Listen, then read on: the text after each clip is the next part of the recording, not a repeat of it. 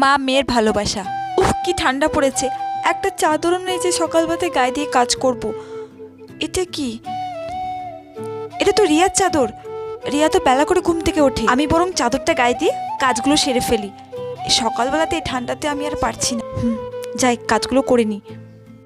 দিদি, তুমি আমার চাদর গায়ে দিয়েছো কেন? আমার চাদরটা তো ছিঁড়ে গেছে। সকালবেলায় খুব ঠান্ডা লাগছিল, তুই তো বেলা করে ঘুম থেকে উঠিস, তাই ভাবলাম। হ্যাঁ, তাই ভাবলে আমার চাদরটা গায়ে দিয়ে নোংরা করবে? তুমি যে আমার চাদরটা গায়ে দিয়েছো, তুমি জানো চাদরটার দাম কত?